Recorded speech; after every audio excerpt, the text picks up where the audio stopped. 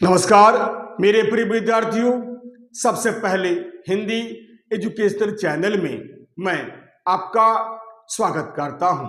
आज मैं आपके समक्ष हरिशंकर परसाई द्वारा रचित भेड़े और भेड़िए शीर्षक कहानी के कुछ प्रश्न उत्तर को लेकर आपके समक्ष उपस्थित हुआ हूं। तो चलिए समय नहीं लेते हुए शुरू करता हूं हरिशंकर परसाई द्वारा रचित भेड़े और भेड़िए शीर्षक कहानी का प्रश्न उत्तर। जी हाँ, इस वीडियो का पहला प्रश्न है कोटेशन। बस सब समझ में आ गया। कोटेशन बंद। किसने किससे और कब कहा, समझा कर लिखें। जी हाँ, इस प्रश्न का उत्तर होगा यह कथन बूढ़े सियार ने भेड़िए से कहा। दरअसल जंगल में चुनाव होने वाला था, जिसके कारण भेड़िया बहुत भयभीत था। कारण जंगल में यदि चुनाव होता है और भेड़ें जीत जाती है तो उनका राज सदा सदा के लिए चला जाएगा और उन्हें घास आदि खाकर ही अपना पेट भरना पड़ेगा। कारण ये बिल्कुल उन पर आश्रित थे, इसलिए भेड़िया बहुत चिंतित था। भेड़िए ने जंगल में चुनाव होने की बातें तथा इसके परिणाम की बातें सियार से कही, तब सियार ने यही सब कहा। आइए अब दूसरा प्रश्न। हमारा दूसरा प्रश्न है भेड़ें किसकी प्रतीक हैं और भेड़िए किसके प्रतीक हैं, समझा कर लिखिए। जी हाँ, इस प्रश्न का उत्तर होगा भेड़ें वास्तव में सीधी सादी और भोली भाली जनता की प्रतीक है, जो नेताओं की बातों में आकर स्वार्थी व्यक्तियों को वोट दे देती है, फिर पछताने के सिवाय उनके पास अन्य कोई रास्ता नहीं बचता है। और भेड़िए आजकल के राजनेताओं के प्रतीक हैं, जो अपना उल्लू सीधा करने के लिए जनता को प्रलोभन देते हैं, उल्टी सीधी बातें कह करके उन्हें भ्रमित करते हैं। अपना कार्य सिद्ध हो जाने पर अर्थात बहुमत में आ जाने के बाद जनता के विषय में बिल्कुल भूल जाते हैं। वे जनता को बिल्कुल याद नहीं करते हैं, बल्कि उन पर ही अन्याय और अत्याचार करते हैं। सामान्य जनता पर ये शोषण करते हैं। जंगल में प्रजातंत्र की स्थापना होने वाली थी, परंतु प्रजातंत्र की स्थापना नहीं हो पाई, क्योंकि सदा की भांति भेड़ों को मूर्ख बनाकर भेड़िए विजयी हो गए। आइए अब अगला प्रश्न यानी तीसरा प्रश्न। हमारा तीसरा प्रश्न है, कोटेशन शुरू करता हूं। बड़े भोले हैं आप सरकार, अरे मालिक रूप रंग बदल देने से तो सुना है आदमी तक बदल जाते हैं, फिर यह तो सियार है। कोटेशन बंद। प्रश्न है उपर्युक्त कथन कौन किससे कब और क्यों कह रहा है।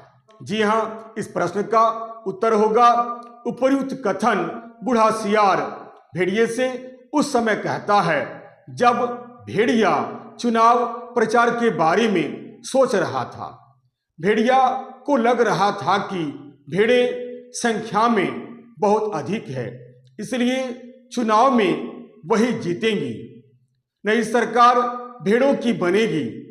अब उनका बुरा समय आ चुका है, उन्हें सूखी हड्डियां भी अब चबाने के लिए नहीं मिलेगी।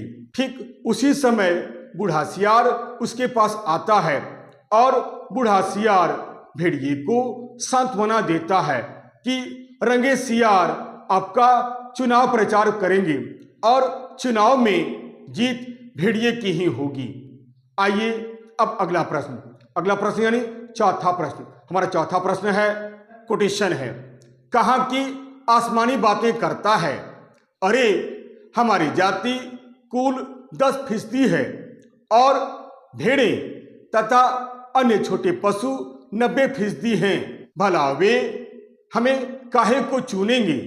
अरे कहीं जिंदगी अपने को मौत के हाथों सौंप सकती है, मगर हाँ ऐसा हो सकता है तो क्या बात थी।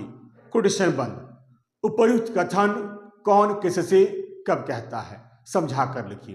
जी हाँ, इस प्रश्न का उत्तर होगा उपर्युक्त कथन भेड़िया बूढ़े सियार से कहता है। जब बूढ़ा सियार जंगल में होने वाले चुनाव की बात सुनता है तब वह कुछ देर के लिए अवश्य चिंतित हो जाता है, कारण भेड़िए के जीवन पर ही उसका जीवन आश्रित था।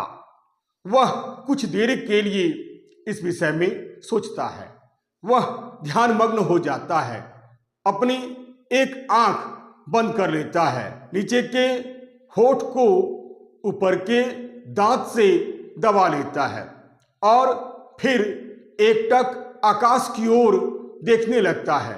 फिर कहता है कि बस सब समझ में आ गया है मालिक, अगर पंचायत में आप भेड़िया जाति का बहुमत हो जाए तो कैसा हो। तब भेड़िया बूढ़े सियार से यह सब कहता है। आइए अब अगला प्रश्न यानी पांचवा प्रश्न। हमारा पांचवा प्रश्न है, कोटेशन है। आप खिन्न मत होइए सरकार, एक दिन का समय दीजिए, कल तक कोई योजना बन ही जाएगी, मगर एक बात है, आपको मेरे कहे अनुसार कार्य करना पड़ेगा। कोटेशन बंद। उपर्युक्त कथन कौन किससे कब कहता है? पाठ तथा लेखक का नाम लिखिए। जी हाँ, इस प्रश्न का उत्तर होगा उपर्युक्त कथन बूढ़ा सियार भेड़िया से कहता है। भेड़िया जंगल में चुनाव होने की बात को सुनकर घबरा जाता है, कारण यदि इस चुनाव में भेड़ों की जीत होती है तो भेड़ें अपने हिसाब से ही कानून बनाएंगी ताकि उनका भला हो सके, उन पर कोई अकारण अत्याचार नहीं कर सके और वे सुख से रह सकें। परंतु ऐसा होने पर अब उन्हें घास खाना पड़ेगा या तो फिर जंगल छोड़कर भाग जाना पड़ेगा। बूढ़ा सियार भी जंगल में होने वाले इस चुनाव की बातों को सुनकर कुछ देर के लिए अवश्य चिंतित हो जाता है, कारण भेड़िए के जीवन पर ही उसका जीवन आश्रित था। यही सब सोचकर और यही सब सुनकर बूढ़ा सियार भेड़िए से एक दिन का समय मांग लेता है ताकि वह कोई योजना बना सके।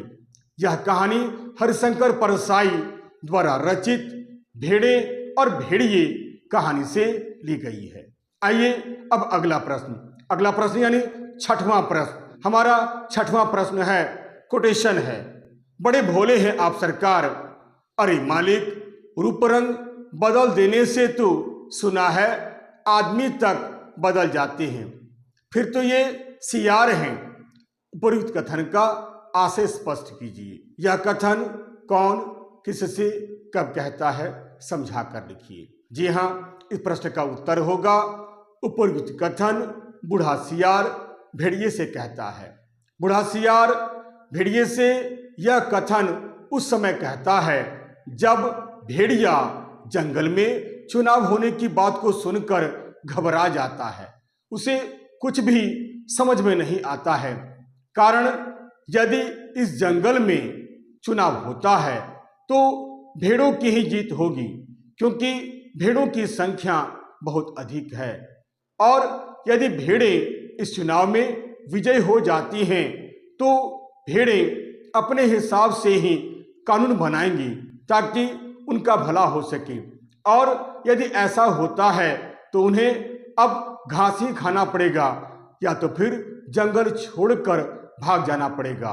बूढ़ा सियार भी जंगल में होने वाले चुनाव की बातों को सुनकर कुछ देर के लिए अवश्य घबरा जाता है, कारण भेड़िए के जीवन पर ही उसका जीवन आश्रित था। यह सब देखकर तथा यह सब सुनकर बूढ़ा सियार भेड़िए से एक दिन के लिए समय मांग लेता है ताकि कोई योजना बनाकर तैयार किया जा सके और सफलता प्राप्त कर सके।